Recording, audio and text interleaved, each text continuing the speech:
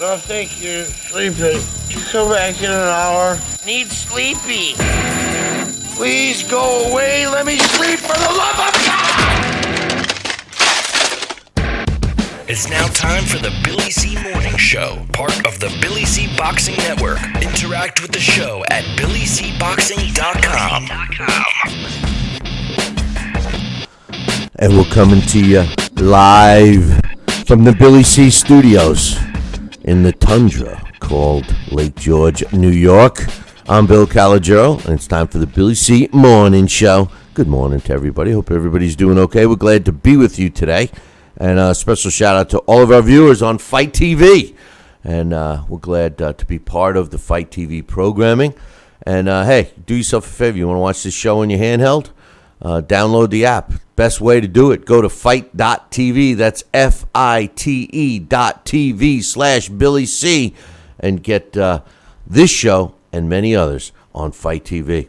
Today's show is being brought to us in part by Sal's Neighborhood Pizzeria, an Italian restaurant located in beautiful St. Simon's Island, Georgia. Well, actually, it's located on the island. Check out the website, www.salsneighborhoodpizzeria.com, or give my man a call, 912-268-2328. 912-268-2328. Find out why. We know that Sal's restaurant provides the best Italian cuisine you can get anywhere, even including Italy. Check out the website. And, by the way, if you're heading south on I-95, you can enjoy a great meal at Sal's by taking a 15-minute detour. That's right, 15 minutes out your way. And that's including stopping for a couple of lights. So if you run them, you'll get there even quicker. For the directions and for the address, just go to www.salsneighborhoodpizzeria.com. Today's show is also being brought to us in part by FireFan. Hey, man, you like fantasy games? Sports fantasy games? Well, check out FireFan. It's a new concept in sports fantasy games. And I'll tell you right now, if you go and check out the game through our website, www.billycboxing.com, and click on the FireFan banner, which is on the left-hand side, you will get the games for free and be in a position to win money. That's right. Don't put up a nickel and win some cash. But you got to go in through our website, www.billycboxing.com, and click on the FireFan banner, which is on the left-hand side. And speaking of about our website, you got to check out billycboxing.com. We've changed a lot of things around. All the boxing news that's fit to print is right there on the front page. It changes several times during the day, so make sure. Do yourself. Set billycboxing.com as your homepage. That's your best bet. And finally, today's show. She's being brought to you by my book. Tom Molyneux, From Bondage to Baddest Man on the Planet, is available right now where all good books are sold. And you can literally get a copy of it right now while you're watching the show by going to barnesandnoble.com or amazon.com. Trust me, it's Black History Month. This is the book to get. Tom Molyneux, what a story. And get the book and help me rewrite the way history should be written. This is a guy that's not getting any credit only because of the color of his skin. Read what I'm talking about.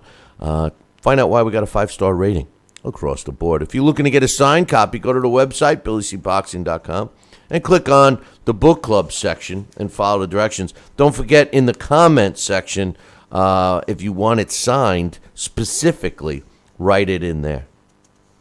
Hopefully we'll have some time to open up the phone lines today. I got some emails to read, but today's topic, again, falls on one of the world heavyweight champions, Deontay Wilder. And, you know, I really feel sorry for Deontay Wilder because the truth of the matter is, you know, Deontay Wilder, the man, is a great guy, and he means well. You know, he's a family man. He cares for his kids. The part about Deontay Wilder that's got me jacked up is really nothing to do with Deontay. Deontay Wilder is being fed such a line of shit from the people around him that he's this great heavyweight. I mean, I got some quotes I'm going to read from him, which really proves to me that he's so delusional about where he fits in the heavyweight picture. Now, granted, he's got a belt. He's got the WBC heavyweight title. But this man has fought no one. And he honestly believes, and it's sad, and it's dangerous for him to believe that he's really that good. And he's not. Does he possess punching power? Of course he does. Of course he does. Can he throw a jab? He did against Berman Stavern in the first fight, in his fight with Stavern. I mean, he clearly did that. Has he ever shown anything else other than headhunting? No. And has he ever had to? No, because he gets put in there with cupcakes. Cupcake after cupcake after cupcake. And not only that, he's still going through with the lawsuit against Alexander Povetkin, which I can't see even. To be honest with you, I'm shocked that Povetkin and his team even came to New York to go through that lawsuit. And speaking of New York, he's in New York with the lawsuit while he's supposed to be fighting at the end of this month against the sub, which they're billing as a last-minute sub, which he's really had 4 weeks to train in Gerald Washington. And he's just another guy that listen, joining me right now, and I'll get to that in a second because I could just keep going on and on. I need somebody to level the playing field here. Joining me right now, Sal Rocky Senecola from a much warmer place than I'm at right now. What's up, Sal? Good morning, Billy C. How are you today, my friend? I'm jacked up, and I'll tell you why. I can tell. I'll tell you why. Deontay Wilder, he looks like and I've never met him personally, so let me make sure everybody understands that. You might not want to meet him. I know. After this, he might squash me like a bug. But the truth of the matter is that he seems like a really nice guy, and I'm starting to feel sorry for him because I'm going to read you some quotes that he's been saying. And, the thing is I saw an interview with Gerald Washington, who is fighting Deontay in February 25th, to be exact, in Alabama. And, it almost looks like what I gather from Washington is that, I don't want to say it, Sal, but I'm going to. It seems like Washington is being paid. I think he's being paid money to go in there and really not give it his all. I think he's going in there to be a sacrificial lamb. He's been promised a big check, and I don't think we're going to see. I don't think Gerald Washington's ready for a world title anyway. But I hate to use the F word, and not that one. I'm talking about fixed. I don't think. I don't think it's going to be a real fight. What do you think? Unfortunately, I believe, you're right. It's not going to be as competitive as we'd like to see. And, Billy, I often refer back, and I hate to say when movies follow life or life follow movies, but, imitates, I should say that word. As you and I earlier said, this may not all be Deontay Wilder's choice or fault. For all we know, this guy could really feel he is the baddest man on the planet. He does. That's really no fault of his own. I don't want to get on the analogies I could often make, but I'm going to anyway.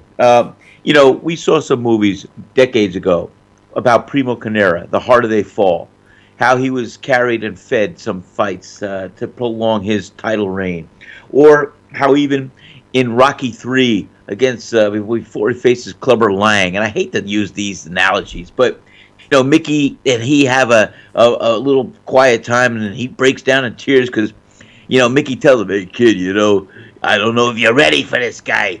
You'll never be ready for this guy. He's a wrecking machine." And what do you mean? I beat everybody. Yeah, but they were not all the fighters yet. You know what I'm talking about. And so maybe Deontay Wilder is following in this path, and he's being led and fed to the lesser opponents that could prolong his title reign. It's good for his cash, it's good for his promotion, it's good for the people on his side. They get the money coming in, and they have a paper champion for as long as they could. And he's got some talent, he's got some ability. I don't mean he's a paper champion, but he certainly is not fighting the best heavyweights there are out there. Listen, we know, first of all, he's been fed so many cupcakes. I think he's a diabetic right now. But, the thing is that I honestly believe that he believes all the voices in his ears telling him he's the best. Well, and yeah. and the thing is that a lot of fighters today avoid the best fights because they want the easy route to the best money and all of that, which you're not going to knock him. But the difference with Deontay is that he really believes that he's the best. And let me give you some quotes. There's a bunch of quotes been publicized. And by the way, we got a couple of decent fights on tonight, which we'll get to a little bit later, and some fights that were added to some big events coming up down the road, and some big news in the female boxing, which I think is still have that sport. It's still a wrap. yeah, and I think they're really on their last leg trying to get people to really give a rat's ass about it. But we'll get to that in a second. But here's some quotes that Deontay Wilder has said. Now, he's in New York City because he's currently going through the lawsuit with Alexander Povetkin in the doping case. So I'll get to that in a second. But Deontay Wilder says there's a lot of heavyweights out there. Now I'm sure this is in response to what Luis Ortiz put out in the press the other day. But he says there's a lot of heavyweights who say they want me. But at the end of the day, do they really want this?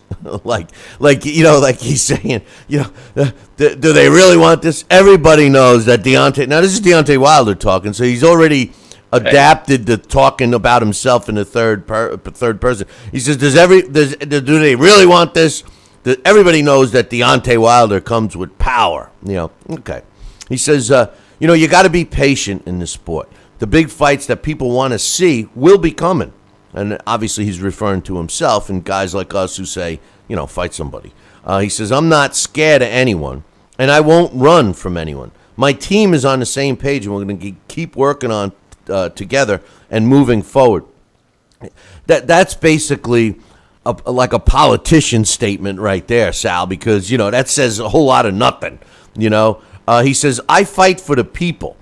And again, he's trying to use some words that obviously have been taught to him, and they want him to say certain things. He says, "I fight for the people." That's what I'm all about. Well, if he was fighting for the people, he would be going after the big fighters and trying to create a legacy instead of what most people believe of Deontay Wilder, and that's just a cupcake eater. He says, I like to give the fans a great fight at a reasonable price. I mean, what is he, Walmart? I mean, come on. I was just going to say, hey. He says, in every fight, I'm always exciting, and I'm always prepared. I come to give people what they want to see. They want to see a heavyweight with a knockout. Well, we want to see heavyweights knock out other heavyweights, but we want to see heavyweights fight real heavyweight fights and knock them out. Who he's knocking out is just like hitting a heavy bag that's got arms and legs.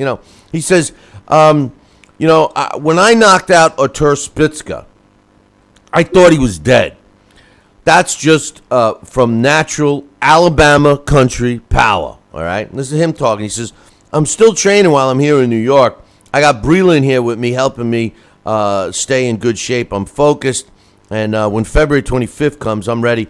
I'm sorry, but when you're doing other things and you're not in your environment, your training environment, it ain't the same. I don't care what you're doing. I've traveled many places with fighters for big fights. And, especially when you go to Europe, you're there, 10 days before the fight to acclimate and everything else. And it's not the same. They're working in a gym. That's not their gym. It's not the same. I don't care what they say. He says, I feel 100%, but, and here we go again.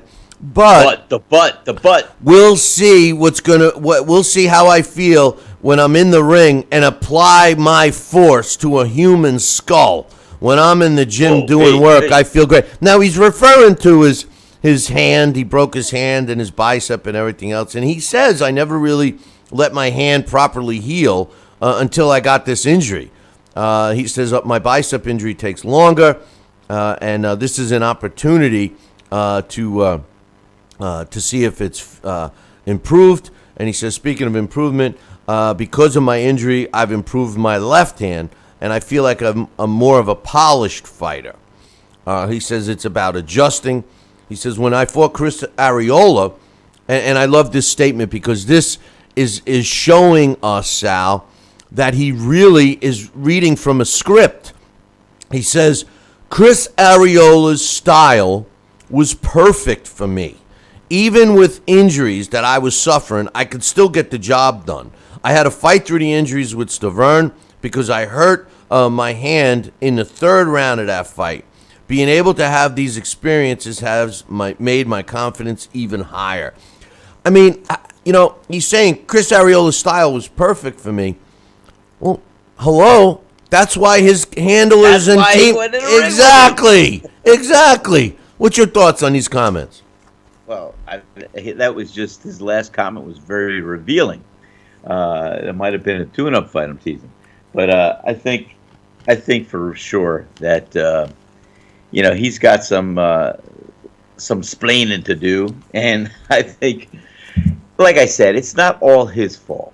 I believe the guy in his heart of hearts feels he's a whirlwind beater, and I think he's being guided and talked to and believing his own press clippings. And right now, I think it was something that he's got to stand up. He's got to stand up and face the music. That's it. And he's going to get his opportunity, I think, this year. And you know what? Let's see what happens. He's going to either be revealed as what you suggest he might be, or he's going to surprise the hell out of the boxing world and be a dominant force against all opponents.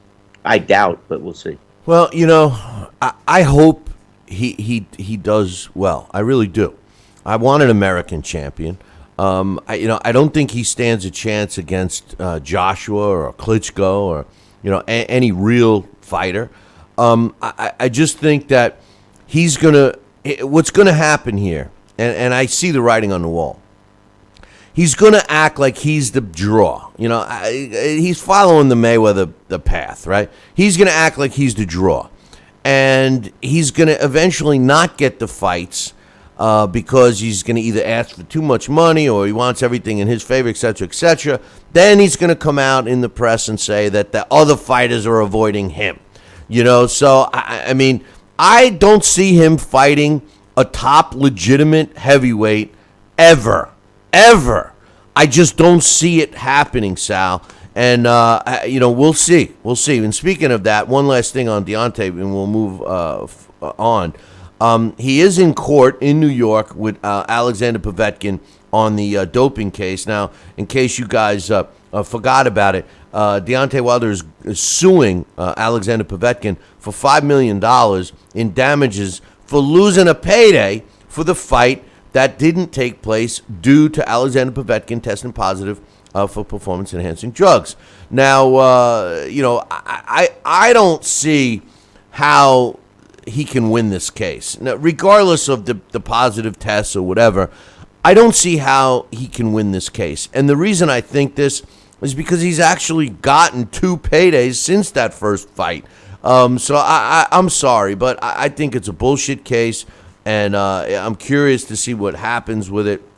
And if the courts do rule in favor of Deontay Wilder, get ready for a lot of frivolous lawsuits. I think Deontay Wilder should have just shut the F up and went after some top guys. Forget Povetkin. He tested positive not once but twice. Forget him and move on. There's plenty of other fish in the heavyweight sea. You like that? Heavyweight sea. Yeah, absolutely. For him to fight. Some other quick news, Sal, and we'll read some emails and open up the phone lines. Showtime has announced that they're going to be airing the first ever main event featuring a female fighter. It's taking place March 10th out of Detroit, and two-time, not one, but two-time Olympic gold medalist Clarissa Shields will be headlining when she steps in the ring, and she's 1-0, by the way. She will be stepping in the ring with Sunset Zabadados, who's got a record of 15-8.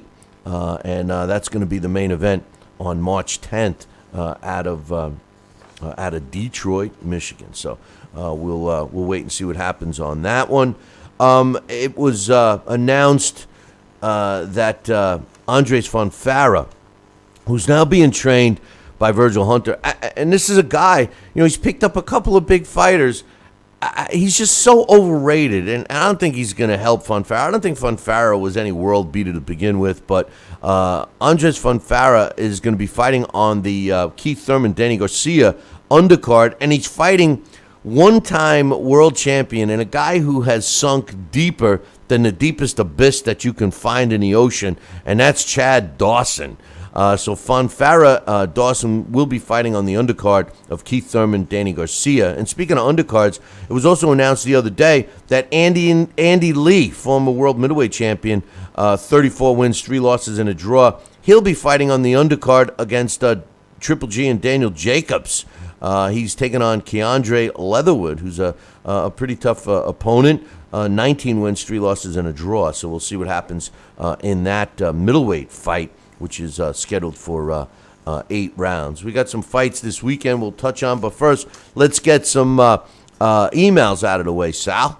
Yes, sir. Looking forward to this it. first one's from Jesse. He says, hey, guys, Jesse. what's your thoughts on the 49ers hiring John Lynch and Kyle Shannon? Kyle Shannon was the offensive coordinator for the Atlanta Falcons, and he's now the head coach of the San Francisco 49ers.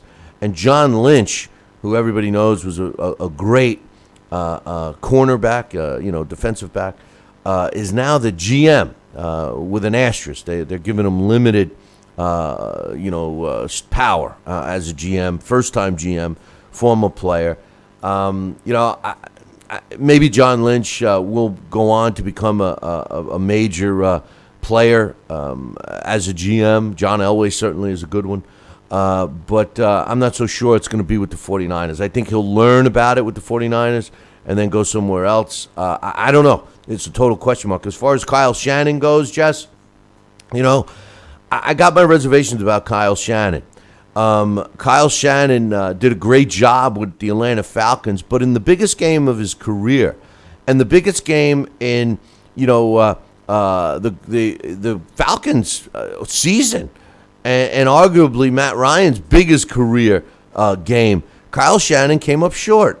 Kyle Shannon, and in my opinion, his ego got in the way of thinking smart. You come out in the second half against arguably the best team in the National Football League for many years, the New England Patriots, with a 21-3 lead. Anybody that knows a little bit about football, anybody that has played Madden over the last 20 years knows that you got to eat out the clock. You got to keep the ball on the ground. Take your time. Kyle Shannon's ego with his throwing the ball on every down got in the way of his thinking. And he continued to throw the ball and put it up in the air, which ultimately gave Tom Brady and the Patriots the time to do what they did. Now, granted, they still had to make the great catches and score and everything else. But, Kyle Shannon helped the Patriots and Tom Brady win that game by being stubborn and being a guy with a big ego by not going and doing what he should have done, and that's run out the clock. Even, Sal, if he hands the ball to a running back and they run 3 times and have to punt, they eat up more time off the clock than they did by throwing passes and throwing incompletes and giving the ball back after 10 seconds click off the clock. Yeah, I mean, we look at it now from the outside looking in. We saw it then. It never surprises me how we assume that people are smarter than they are, and many times it's the common sense things that really prevail. And you look at that game, look at the way the clock was managed, you look at how they could have really owned that last 3 minutes. That's something they're going to live with, and egos may be humbled, and people may realize and learn from it. People may not. You remember our old parents or grandparents would say, "You gabados, you hardhead."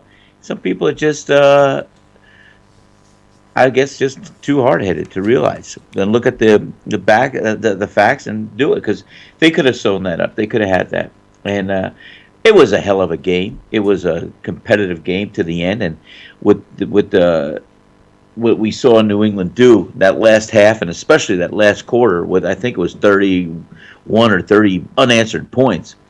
I mean, it was just a precision work of surgery that had the stars aligning for them.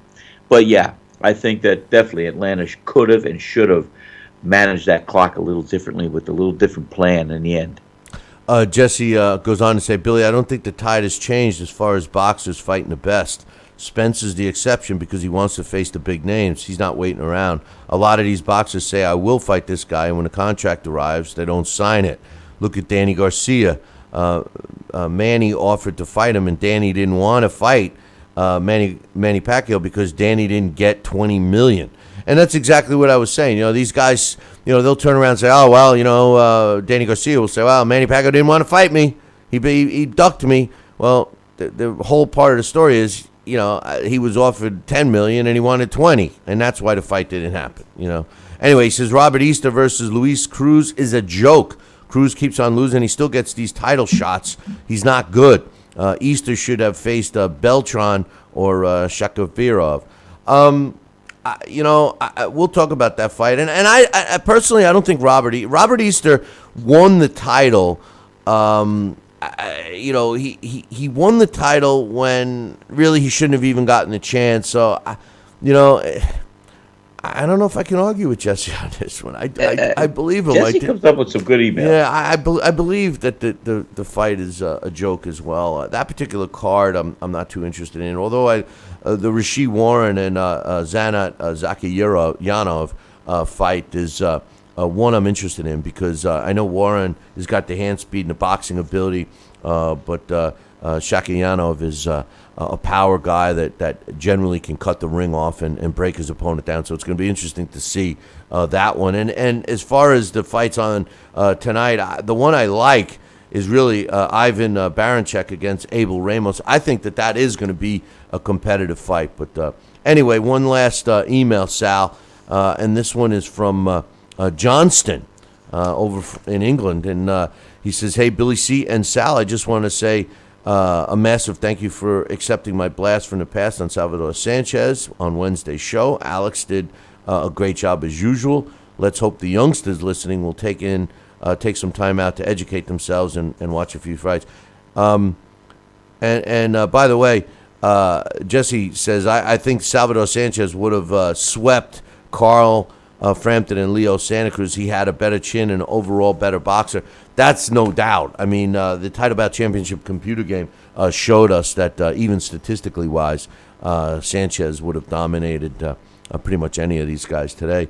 Anybody that wants or has a suggestion for a blast from the past, just drop me an email, Billy@TalkinBoxing, TalkinBoxing.com, and we'll do our best to get it up there. He says, the main reason why I want to write you guys is this email is because I was over the moon at the announcement of Brook versus Spence. I know it's not completely set in stone yet, but Brook will not just vacate his title. So for me, it's just a matter of time.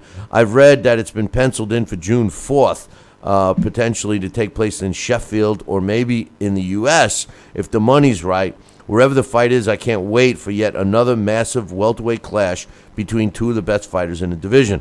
I was recently in the chat room when I mentioned that a Super 8 competition would be perfect for the welterweight division. Now 4 of those 8 guys are already scheduled to fight each other. I think the number 1 spot is still up for grabs, and for me personally, Garcia, Thurman, Brook, and Spence are the top guys at 147. It's terrific that these guys are putting their careers on the line, so let's hope we get to see the 2 top bouts. He says, if the fights have a clear winner and no rematch is demanded from the fans, it would be great to see if the winners would then fight each other to unify the titles by the end of the year. Although I don't think this will happen, as Eddie Hearn is already looking to put a Brook versus Khan fight together after the Spence fight. But my current number 4 pound-for-pound ranked fighter, Terrence Crawford, has an ongoing spat with Garcia on the social media, so this one could be made at some point after his fight with Felix Diaz in May. My 5th pick is welterweight and WBO champ Manny Pacquiao, who's locked in to face off Jeff Horn on April 23rd. Is that fight signed, sealed, and delivered? I think that I know that they've offered him a boatload of cash and Horn accepted and all of that stuff, but I have not heard that Manny has signed, sealed, and delivered that contract. But anyway, he says, I don't think this will be an easy fight for Pacquiao, and I respect him for taking on the Aussie in his backyard. Could we have a Rocky moment with this one, a local fighter who captures the public imagination and provide an entertaining fight coming out like Creed and Balboa? You and these guys, Sal, who keep referring to Rocky as like a real fight. I can't stand it. You know what it is? They just showed the whole Rocky series the last couple weekends. You saw the whole thing. Hey, you know what? Let's not fool around here. I got to tell you, I don't mean to interrupt, but do you know, Vinny Pazienza and I, we spent a lot of time together early on. Do you know, Vinny Pazienza saw the first Rocky, and he decided that night that he wanted to be a fighter when he watched that movie. So, whether I tell you the truth that movies imitate life, life imitates movies. It's entertainment either way you look at it. But in real life, with real fighting and real boxing, I know it's not just what we see on the screen with the fiction. So go ahead, continue. It's funny. I'll just say this about the Rocky series. Absolutely. I want to hear from you right now. You know what I'm talking I watched about. the first one, and like everybody else, the first thing I did was crack some raw eggs into a glass and drink them. I did the same thing. Everybody did. But after that, I couldn't stay interested in it. I really couldn't. The first Rocky was a great movie, fictional movie.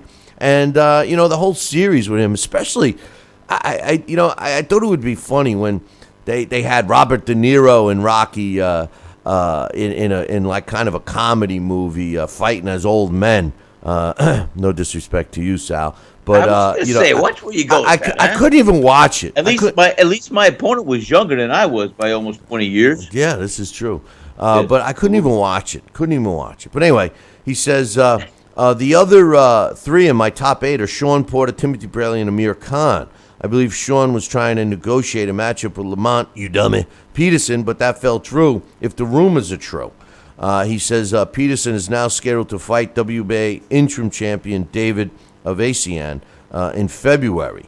Desert Storm Timothy Bradley hasn't fought since losing to Pacquiao in April, and I haven't heard much recently other than the possibility of him taking on Miguel Cotto or even Juan Manuel Marquez, but it's looking likely that Cotto versus Marquez is now on the cards due to Kirkland's fight thankfully being canceled. So I'd love to see Porter versus Bradley, which would be another terrific matchup and would really take the welterweight division up another notch. You know what's funny about Porter versus Bradley, Sal? Is two guys and nobody else wants to fight. Timothy Bradley and Sean Porter have to be two of the most underrated fighters in boxing, let alone in the welterweight division. You don't hear anybody calling out those two, especially Timothy Bradley. Timothy Bradley gets a bad, there's bad knock on him. He's a great fighter, pound for pound fighter, and so is Sean Porter. Sean Porter, he's not afraid to fight anybody. He's a dangerous opponent, and I would have loved to have seen Keith Thurman grow the hairs on his little teeny balls and fight Sean Porter in a rematch, but obviously he's taking on Garcia. Anyway, he says, lastly, there's Amir Khan. Being English, I do want to see him fight Brook, but a lot will depend on the outcome of the Spence fight. To be blatantly honest, I think he would lose to all of these guys, and he seems more interested in sex tapes and calling out Mayweather. But if he needs a tune-up fight to test his repaired hand, then maybe Andre Berto or a rematch with Collazo. But it'll be more like the Russian Dmitry Mikalenko, the WBC silver champion that has recently defeated. Amir Khan is Amir Khan. You're talking about the politician, aren't you? Yeah. Oh, I'm sorry, the fighter. Yeah, Amir, Amerrecon. Right. Got it. He says, sticking with the King, Khan, Deshaun, recently crap. I just want to express my total displeasure of Mayweather versus McGregor shenanigans. I just wish Floyd would retire and concentrate on promoting instead of parading boxing through his embarrassing circus. He needs to sign up with Shane McMahon and to piss off the WWE and take that Pratt David Hay with him these guys are making a mockery of a serious sport where guys put their lives on the line. I mean, you need to look no further than the HBO fight when Murara defeated Roman and Burchell stopped Vargas. It was like watching two gladiators with ancient Colosseum in Rome. The money-making publicity stunt rubbish just confuses the youngsters that are trying to learn and understand the boxing. It's embarrassing the sport. I think the media are the main culprits, and they plug the BS as they know it. Saying all that, I don't think it will happen. But then again, I didn't think the Brexit would happen. Either Trump would become president of the United States, or Lancaster City would win the English Premier League. So what do I know? Going back to boxing, I'm going to throw my head on the block and predict what I hope will happen. He says the two super fights, both will be very, very tough to call. He says I'm going to take Garcia over Thurman and Brook over Spence. Brook will then finally knock out the Bolton Queen once and for all. And while Garcia defeats Pacquiao to unify the WBA and WBO titles, Garcia versus Brook in 2018 would then be the fight that finally cements the true undisputed world welterweight champion. The division is finally going to heat up again, so let's hope the fights want to continue in 2017. What do you think? Who will win? Garcia, Thurman, Spence, Brook? First of all, thanks for the email, Johnston, and all the time it took you to write it. Good email. Thanks. I just think that, as much as we want it, I just don't know if it's going to happen. These guys don't fight each other. There's a lot of politics involved. And the big politics is, one promoter won't work with another promoter. One network has a deal with a fighter and he won't fight on the other network, et cetera, et cetera. The division in boxing specifically is terrible for the sport. The other thing I think is terrible is the fact that this BS and circus that you mentioned, Johnston, is being accepted by a lot of young fans. And the reason that we continue to get this BS is because they accept it. Once the acceptance is not tolerated, once they just say no, then maybe you'll see the big fights. I hope you're right. I hope they all do fight each other. I wouldn't count on it. As far as your predictions, I don't have an official prediction yet. I've always liked Keith Thurman, but thinking about how he's been acting lately, I believe in his press clippings, it's hard to root for him. As far as Danny Garcia, he's a blue-collar, lunch pail type of fighter, but his father makes you root against him. So I don't know. As far as Kell Brook, I love Kell Brook, but Errol Spence might be the real deal. I don't know. They're tough fights to pick, Sal. What do you think? I think so. They're going to be competitive fights. They're going to be good fights. They're going to be fights that I'm looking forward to seeing. And I do give my point, counterpoint, and my heart of heart feelings right before the fight who will win those fights, and I'm going to do the same thing for you then. Yeah, well, me too. I just can't. It's gotta be great. I can't pick them right now. When the fights get closer, we will. But speaking of fights that are close, this weekend we got a couple of fights, and I don't know how competitive they're going to be. Robert Easter is taking on Luis Cruz, and Luis Cruz is challenging Easter for his IBF World Lightweight title. Cruz is coming off a loss. Easter's coming off, in my opinion, an upset win. I think it's a showcase fight. It's on Bounce TV. I'm not expecting any knockout, drag-out fight here. I believe it's going to be Easter who holds a huge height and reach advantage over Cruz. I just think it's a showcase fight and one of these typical BS fights that we've become so accustomed to. As far as the Rashid Warren and Zanat Zakyanov fight, I like that fight. Rashid Warren, he was a great amateur. He doesn't have much pop. He's got a lot of hand speed. Zakyanov is going to be a tough test for him. I'm looking forward to that fight, and that's also for Rashid Warren's WBA title. Over on Showtime tonight, we also have Ivan Baranchyk against Abel Ramos. And I like that fight. That's in the junior welterweight division. And I like that fight. It's a non-title event. Thank God, two good fighters are fighting each other, and the winner's going to move forward. So we'll see what happens with that one. With that said, we'll open up the phone lines and take a caller or two. We're only going to take one at a time.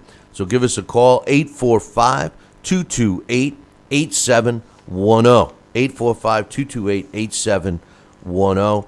And Sal, it would be nice if we had great fights, knock 'em out, drag out fights every weekend.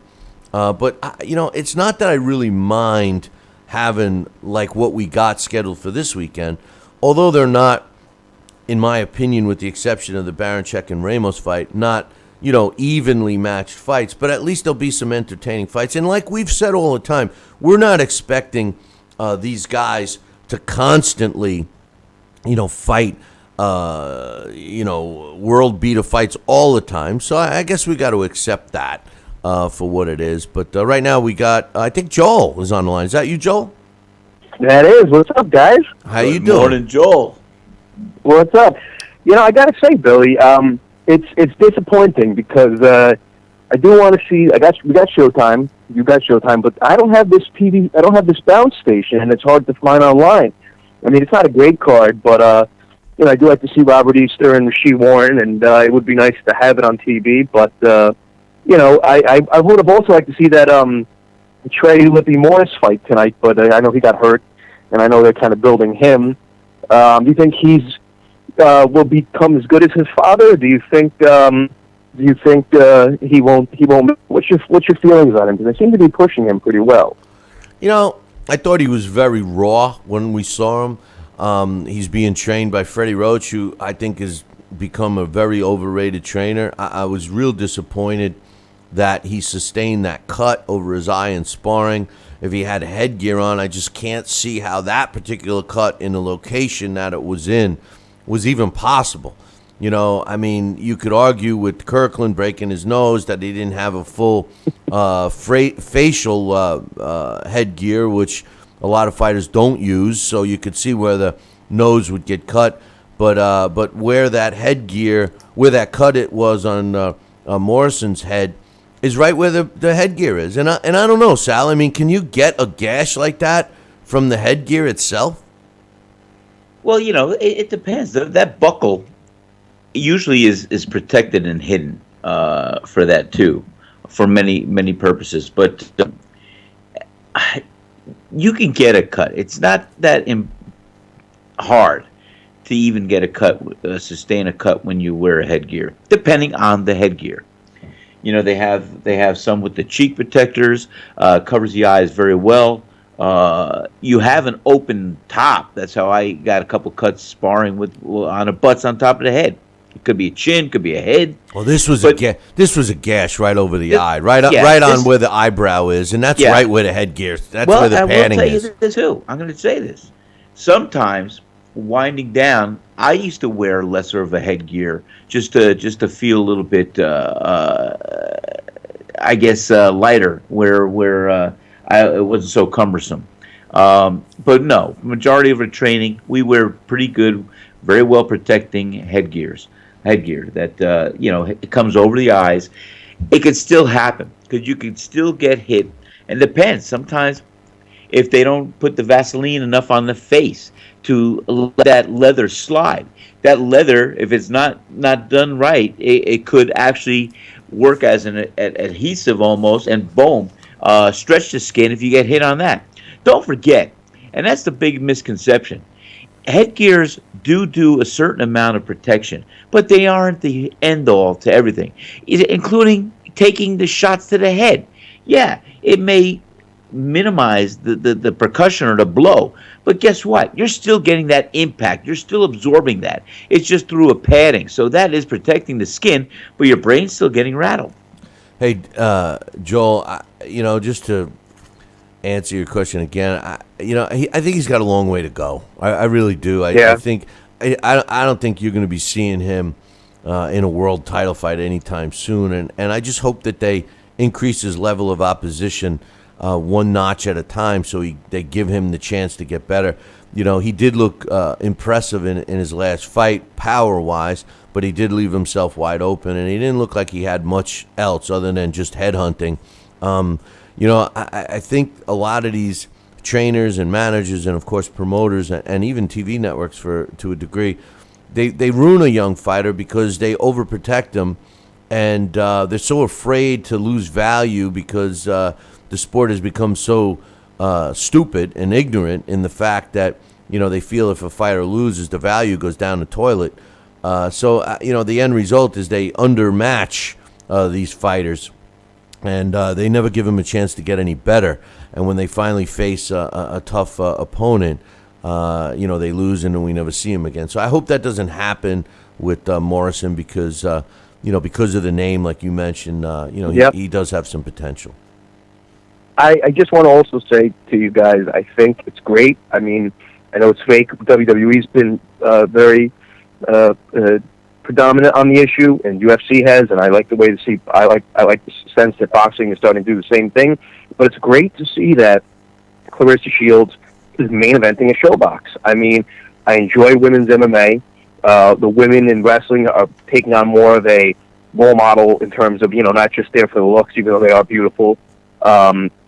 That they're becoming good wrestlers, and UFC, the women are becoming good fighters. So it's nice to see. We had last summer the Heather Hardy fight, then on Showtime the other week with the unification bout. I know on Showtime Extreme they had a women's title fight.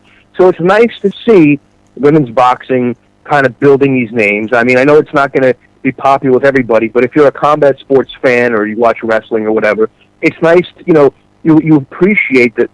The women are getting a spot on TV, and sometimes they're main eventing, and I think it's important, because they are athletes. They are equal to the men. And sometimes they put on better fights. The Ronda Rousey fight with Amanda Nunes.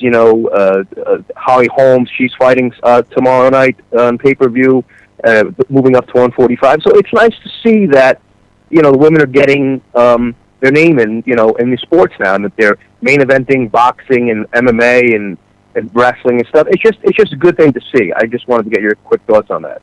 We'll see how it goes in boxing. I was an advocate for women's boxing, having managed and getting Chevelle Hall back to a couple of different divisional world titles. I just think they had an opportunity in boxing and they failed.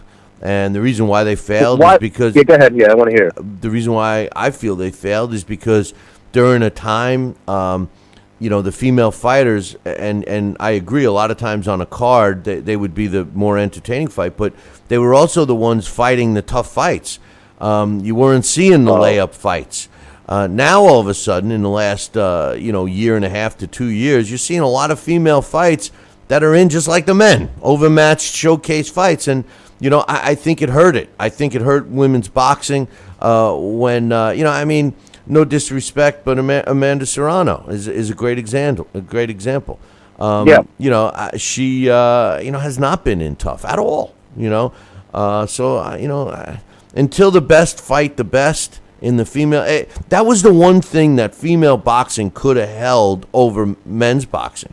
They could say, hey, at least we fight the best fights. We fight the fights everybody wants to see, and they could say that a couple of years ago.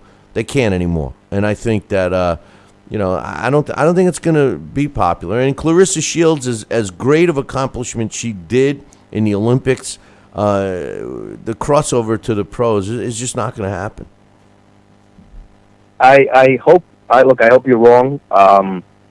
It's just nice to see because, at first, I'm not going to lie, I was a hypocrite. I thought, I'm not really interested in seeing the women fight in like UFC and stuff. But I'll tell you, sometimes sometimes, like you say, it's a better fight. And, I'm willing to give it a chance, because I like it in UFC.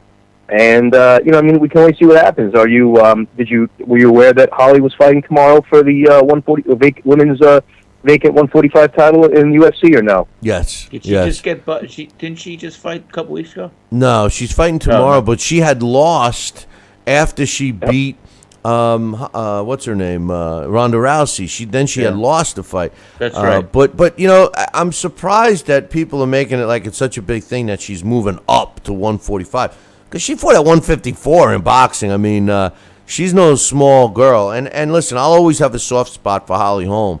and I wish her nothing but the best. But again, I just I don't know. Holly's got a lot going for her because she's so attractive. And I think, you'd be hypocritical. Men would be hypocritical if they said would rather see an attractive woman fighting than a not so attractive woman, regardless of their skill set. So maybe that will change, and hopefully it will. If the females fight the right fights, it could help. If they don't, it's going to hurt. That's all I'm saying. They had actually talking about that. UFC ended the last December 17th or whatever, had a fight, Billy, where it was the two attractive women fighting each other as the main event. And me being a big fan, it was not, these women weren't, it wasn't a title eliminator, it wasn't even really close to that. But UFC had one of its biggest ratings. It was on regular Fox. They said they had one of their biggest ratings ever. So yeah, I do feel appearance has a lot to do with it. I wasn't entertained by the fight. It was a finish. It wasn't a decision. But going into it, it's like, okay, these, they're two beautiful women, but they're not, they're not up there. They're not the best, but it's sold. Listen, a German heavyweight fighter. She's a women's boxing Hall of Famer, Regina Halmich, is one of the most gorgeous women you ever want to meet. Outside the ring and inside the ring as well, and she was a really good fighter. So I mean, listen. Just to have eye candy in a ring, I mean, it's just like strippers with pillows fighting each other. I mean, listen, if you had Layla Ali was a beautiful woman who could fight, and she did very well. And if you could do that, unfortunately, it would probably sell. My point is simply this: whether they're good looking or not, if they can fight and they're willing to fight the top fighters of their division, it'll help women's boxing. If not, it's going to set them back in the way I think it did. When they started ducking each other in the women's ranks, which they have over the last year and a half to 2 years, the popularity, which never was really there, sunk lower. They're banking on Clarissa Shields' exceptional accomplishments in the Olympics to maybe jumpstart women's boxing again. But we'll have to wait and see. All right. Well, look, hey, I appreciate that knowledge. You guys have a nice weekend.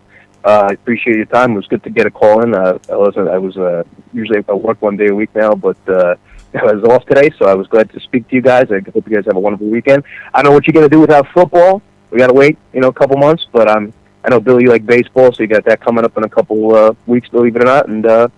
I hope you guys have a great weekend. It was great talking to both of you. Thanks, Joe. Have a good one, brother. You do the same. Take care, guys. Be well. T-shirts All coming right, in bye. next week. Thanks. Bye-bye. Okay, thank you, my friend. We'll talk. Sounds good. Bye. I don't know, man. I don't know about women's boxing. I don't want to sound like a male chauvinist or anything, but and I was an advocate for it, Sal. I just I don't know. I think there's a lot of pressure on Clarissa Shields, but obviously she handles it well. She's already picked up not one but 2 gold medals in the Olympics. So we probably got time for one more caller. 845-228-8710. 845-228-8710. What's your thoughts? I know you're not a big fan of female boxing. And again, you got to be careful because I'm not trying to sound like a sexist or anything like this. Even when I was watching the Ward Kovalev fight, I saw in the sports pub we went to, Twin Peaks, down in Florida, and the place was loaded with 90% of the television sets having MMA, and just the one set for having the boxing, and they were showing women wrestling or MMA, and I don't see it. I just don't like it. I don't see it, and I'm sorry. I don't mean to sound sexist, but it doesn't do anything for me. I don't like it. Well, I hear you. Not one thing about it I like. We got a caller on the line right now. Is this you, Dax? This is me. We got Dax Khan on the line. For some reason, your name didn't come up, but I thought I recognized your number. I got a new number. Oh, okay. Hey, that's a good reason. Well, what happened, the Time Warner, they make that change over to Spectrum, and then all of a sudden, when you first sign on, you have this promotional plan, and that was about the end. They wanted to raise my bill $150. I said, no. So you know what? I went with another provider. They're not going to raise my bill $150 for the same services. They all do that. So what's on your mind, brother? Well, a couple things. News. We'll get over that real quick. You know, we're talking about amateurs. They were talking about female boxing. You know, Katie Taylor. You know, coach was. He made a good point over in the chat room about, you know, if she can't really do anything, you know, the female boxing may not progress. You know, over in the UK, they are huge, you know, with all their fighters. So, you know, Katie Taylor being on the two very big cards there, back-to-back, the Bello and Hay, and then Joshua Wilder. You know, and if she comes over to the States, that should help You mean out well. You mean Joshua Klitschko, because Wilder doesn't have the balls to fight. I'm sorry, yes. And, you know, as you were saying about Layla Ali, point is there, you know something, they had Ann Wolf around at the time. They chose to go with Layla Ali because she was the seller. Yeah, Layla could fight, but look who she fought against. She was never in there against anybody that had any sort of talent. Same thing happened with Mia St. John and Christy Martin. You know, the talent pool was small. The promoters went for the looks. They went for the feel-good story, and they ruined that. So, you know, you blame some promoters, not the fighters. On to other things. You know, Lucas Matisse, he's going to make his return on Canelo and Chavez undercard. Here's an exciting fight. Are you guys ready for this? This is a blockbuster. Vanes Matarosian versus Ishii Smith.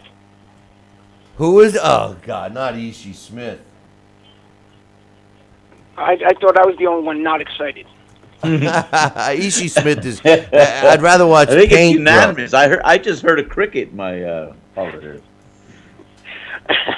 And Shakur Stevenson, one of the most highly touted amateurs. You know, he signed with Top Rank. Look for him to be on Terrence Crawford's next pay-per-view when he makes his debut. That's a good showcase debut. I'll tell you that. Yeah, Ishii Smith. You know, Ishii Smith. I'd rather watch grass grow. Really, he's a joke. Yeah, well, you were speaking about today's topic, Deontay Wilder, and you know his comments and how good is he.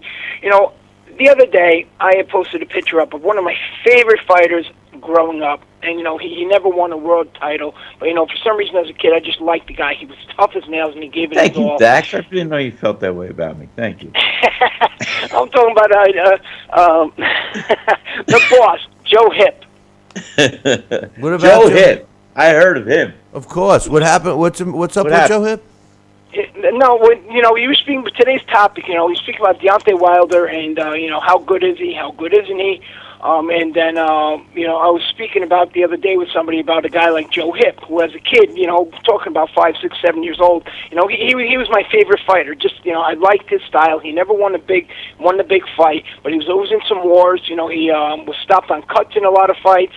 You know, so, but, you know, today's era, we have so many of these fights, you know, in this division. Just as the division started making headway, we continue to have these issues, whether or not it's the PEDs or we have these showcase fights, and everybody is sitting there saying, I'm the best, I'm the best, I'm the best. And you know something, right now is very similar to the 80s, right after the retirement of Larry Holmes and right before Mike Tyson came in and cleaned up the division. You had a lot of good fighters, but no great fighters. You had belt holders, but none of them could any boxing fan really, outside of saying, you know, he's my favorite, were you confident enough to say, you know what, he is definitely the best in the division without question. In my opinion, this guy should be the undisputed world champion. And that's what we have right here. And the promoters, what they need to do, they need to clean this up, because once again, people are losing interest in the heavyweight division just as it started to make headway. And you know, I spoke to Sal about this not too long ago. I blame a lot of this on Vladimir Klitschko, and then I blame a lot of this on Lennox Lewis, because you know something, these guys, you know, they were so dominant, and then once they left, you know, they became so dominant that it seemed even the top heavyweights and some talented ones were nothing but opponents for these guys. And once they left, you know, something, the promoters went on to other things, and the division lost its luster, and, you know, it became a division where there was no money. The heavyweight division was always the big money division. And so right now it almost seems like that the promoters are like snake oil salesmen, that they know they can send anybody out there and they can claim any guy as the top guy, and because because boxing fans have lost such an interest in the division, it's now hard to sell somebody because nobody is interested enough to actually look into the opponents that they're facing. You know, any division, the whole process, the marination process is what's hurt the sport. You know, they're all waiting for these fights to marinate and make big bucks and everything else. But my point is simple. If you have the fights, when two guys are parallel, regardless of the weight division, I know you're talking about the heavyweight division, but when two guys are parallel in talent and both claiming they're the best, you know, and then they start saying to each other, well, you know, hey, well, let's not fight now. We can make a lot more money if we drag this on. That's where I disagree. And the reason is simple. If you make the fight when the fans want it, another fighter will emerge to take the spot to make another big fight. What they're doing by avoiding the fight, they're actually preventing other big fights from happening. You know what I'm saying? It's a trickle-down effect for the negative. And that's what's hurting the sport. Deontay Wilder, like we were talking about before, pounding his chest, saying he's the best. I would bet my last nickel that when and if the winner of the Klitschko-Anthony Joshua fight wants to fight Deontay's going to say, well, you got to come to me. I'm the guy with the green belt. I'm the guy. I'm the more important. I'm the best. I'm the best. And then he'll say, oh, they didn't want to fight me, you know, because he outbid himself. He overpriced himself. That's what's going to happen with him. He's exactly like the harder they fall. He's the guy. He's the elephant in the room. Nobody wants to tell him the truth, that he's overrated and he's been built up with nothing but cupcakes. It's hard to dispute. I believe he does have the talent, but again, we know what happens when you're given too many opponents that you know are beatable. Maybe, you know, sort of to a reference like Sal made earlier. And then what happens when they get in there with a test and a guy that's not going to fall, all of a sudden the mind is like, wait a minute, this wasn't how it's supposed to happen. This wasn't how it's supposed to play out. You know, I have a photo of Joe Louis, Muhammad Ali, and Sugar Ray Robinson all sitting together. And a lot of guys today will talk about, you know, because this O is the big seller. You know, if you have an O, it doesn't matter the quality of the opponents on that list. That O is what matters. You know, and they speak about, well, you know, a guy like Ray Robinson, he had opponents on there that were only had 6 or 7 fights when he was supposed to be the pound-for-pound best. But you know something? They were fighting. This is what they did to, you know, their workout. They stayed in shape all the time because they were so active, fighting 10 to 15 times a year. They didn't allow themselves to get out of shape. When you look at some of the losses that guys in that era had, I always think about what Greg Haugen used to tell me. I don't care if you fought your sister 100 times in a month. You know what's going to happen? You're going to lose one of those fights. It's just, you know, you're going to have a bad night. But, you know, that's the difference between then and today is the guys were continuously in the ring, and today everybody's just waiting to see what fight they can get for that biggest payday. And that's what's killing the sport. And they don't realize it's actually killing their career because, you know what, there's just not enough money to go around for everybody to get this mega payday. So are you in this for the one payday? Then you know what you're doing? Instead of being a professional fighter, you become a professional negotiator because you're spending all your time negotiating that one big purse instead of fighting and getting your way into a position to make 5, 6, 7 big purses. And that's what they don't seem to know, and that's where it is, in my opinion, they're being advised wrong. And we've seen that with guys like Demetrius Andrade, and we've seen that with Chris Algieri, where he had these people around him, and he almost talked himself out of the highest payday of his career against Manny Pacquiao. No, great point. Great point, Good Dax. point, Dax. Very good. But last thing, I got a question for you guys, and I know this matter of fact, I know this is going to make a few people mad. It might even make you mad, Bill, make you mad, Sal. You know, Wednesday's blast from the past is on Salvador Sanchez. Great blast from the past, great fighter. You know, Alex Pierpoli, you know, he put out some YouTube videos up on our Facebook page, you know, of Salvador Sanchez against Wilfredo Gomez. And, you know, somebody comes on there, I'm not going to call him out like that, but he comes on there and, you know, he types on illegal. He was like he was outraged. Enjoy it now because every Don King fight is coming off YouTube by the time I'm done with this. So if you want to see a fight that anything Don King had to do with, enjoy them now.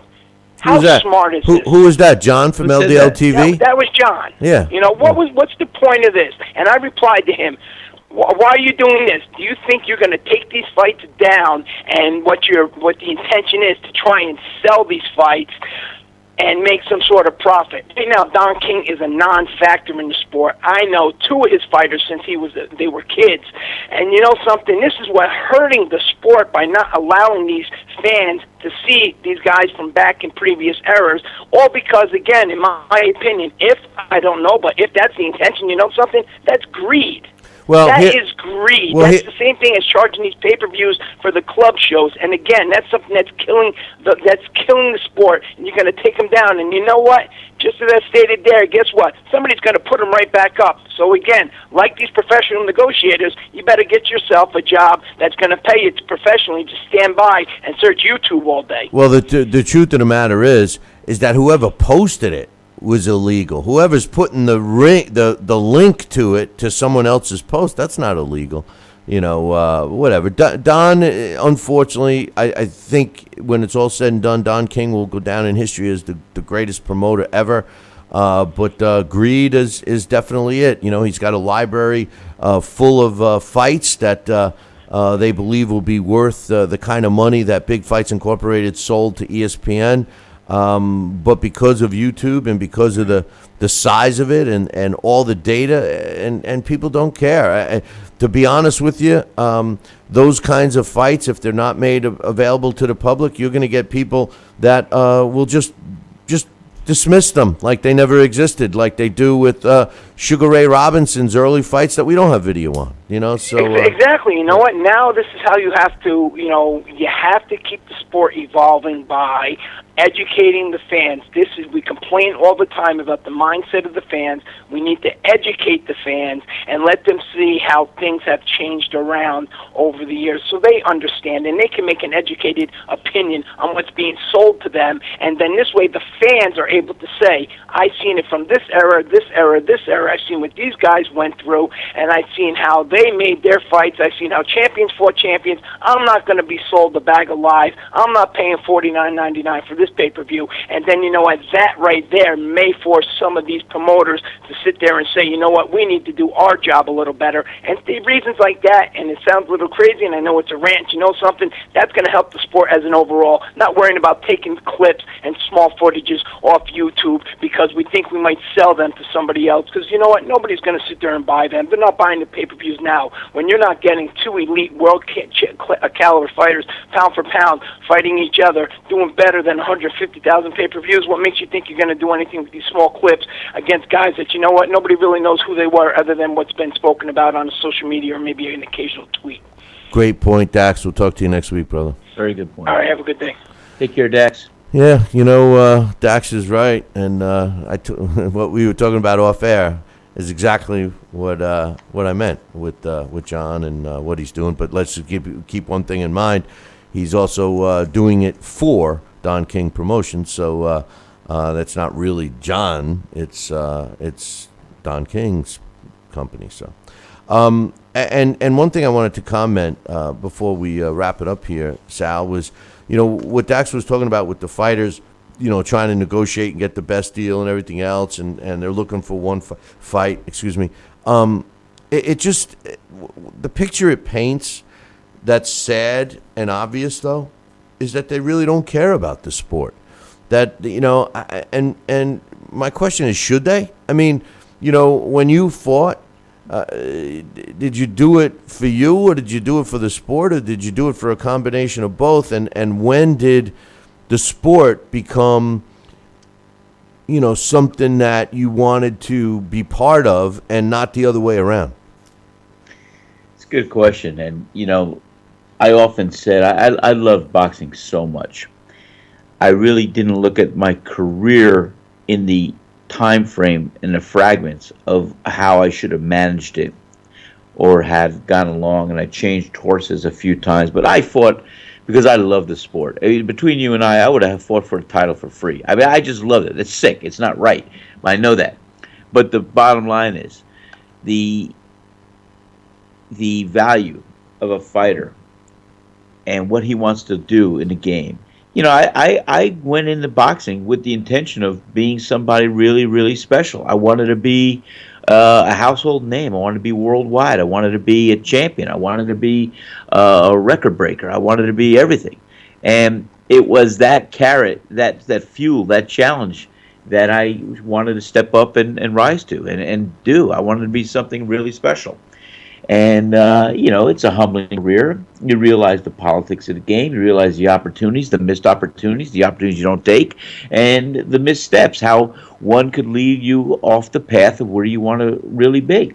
It's very easy to parallel a fighter that makes all the right moves or has all the right people, and a fighter that never rises to its full potential because of some of the steps that he didn't take or did take. But I went to the game because I loved the game, and I wanted to be something very special in the game. Well, listen, you go into it, you love it, you gotta love it to be in it because it's so much work and it requires so much of your time and dedication. But at the end of the day, when the other side of the coin, you want to be able to make out the best you possibly can financially.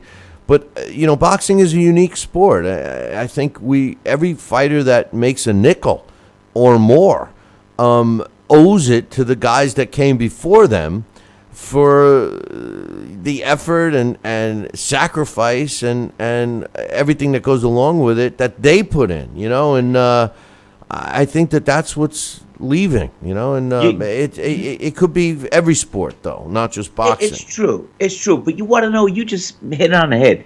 With every great trainer that I had the opportunity to learn from, you just said something that it makes so much sense. And I'm going to tell you this. Every great trainer I've had that I learned from, that was in my corner, the Don Turners, the Richie Giacchettis, even the Lou Duvas, the Johnny Torres, the Ali Stoltz, all these guys, they had given me a significant value as far as part of my repertoire, part of my defense or offense. And I was appreciative and thanked them. And whenever I would have a conversation with them, they would say something to the effect that, Sal, just remember, pass it on one day and know where it came from, and pass it on one day to another fighter. And what they were telling me then, and I didn't really realize it, is they were saying, hey, we got to keep this sport of boxing on the highest level. The sanctity of duplicating what has always been the tradition of cultivating good fighters and giving them the heart and the passion and the styles from the great fighters of the past. That's exactly what these traders were trying to implicate, trying to motivate, try to educate us with. And I'll tell you, it just came to me right now. That's exactly what they were doing, to elongate, promote, and to continue the legacy of boxing. That's it. Yeah, and I wish that, and it's not being followed, unfortunately. Right. And I was just going to say that. I wish they were all thinking that way still. But hey, on this day, February 10th, in 1922, Benny Leonard wins a 15-round decision over Rocky, Kansas, to retain his world lightweight title, and that took place at Madison Square Garden in New York City. Incidentally, that is a trivia question. Who was the first fighter known as Rocky? And Rocky, Kansas is the answer. On this Kansas, day, really? yeah. On this day, February 10th, in 1917, Mike Gibbons wins a newspaper decision over Harry Greb in their 6-round fight that took place in Philadelphia. Gibbons improves to 44 wins, 1 loss, and 4 draws. Harry Greb, he drops to 12-3. Talk about being early in his career. On this day in 1894, Young Griffo and George Kid Levine fight to an 8-round draw in their fight that took place in Chicago. On this day, February 10th, in 1919, Boxing Hall of Famer Mickey Walker wins a 4-round decision over Dominic Orsini in his pro debut in New Jersey, Sal. He would go on. New Jersey. Mickey Walker would go on to a 131 win, 26 loss, and 5 draw career, and which included him being inducted into the International Boxing Hall of Fame in 1990. And finally, on this day, February 10th, in 1908, Tommy Burns knocks out Jack Palmer in the 4th round to retain his world heavyweight title and that took place in London, England, on this day, February 10th, in 1908. Any final thoughts, Sal Rocky Senecola? No, I think we covered a little bit of territory today, and we'll look forward to some of these fights this weekend. And we'll be here. How do you say the same something?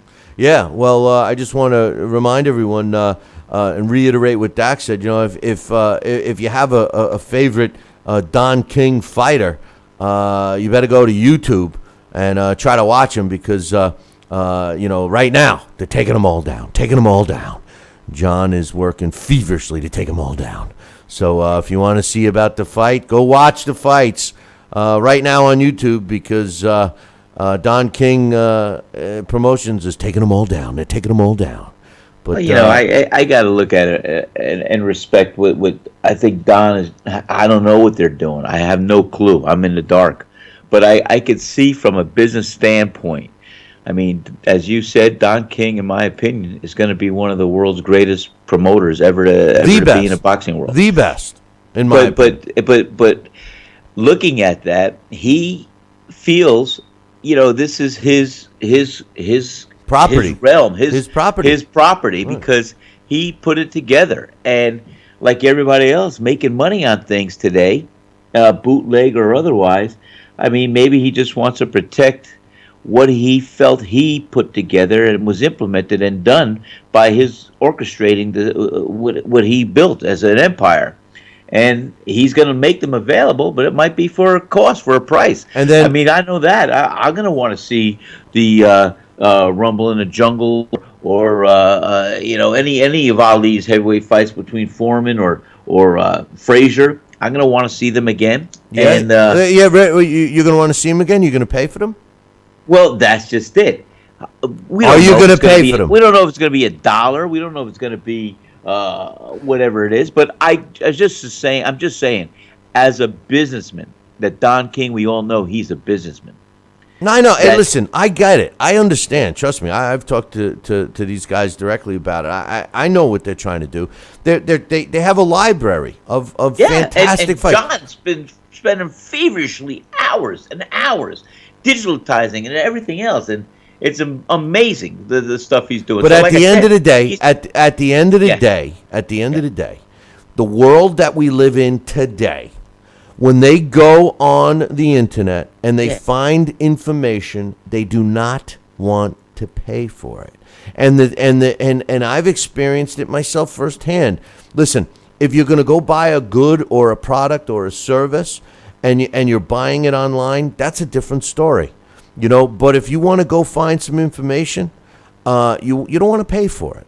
And as far as that just adds to the negativity that surrounds the sport of boxing. Now, granted, with that said, it's not like you can go punch up and rewatch an NFL football game because the NFL owns the rights to all those games, NFL films. Well, the bottom line, what Don King Promotions is trying to do is they want to get all of the fights that they did and have it all in a giant library and offer it, maybe sell it, maybe do whatever. I get it. I understand. But to go back and try to, I don't know. I think it's going to backfire because it's all coming at the wrong time. What made Big Fights Incorporated successful and what put a value on theirs was that it was fight films from previous era, from an era prior to quality footage and stuff. It was only footage on guys that they have. So it's going to be tough. But we'll see what happens. I don't think that anyone will ever pay for all those fights. Unfortunately, I'm not saying it's not worth it, but I just don't think people will pay for it.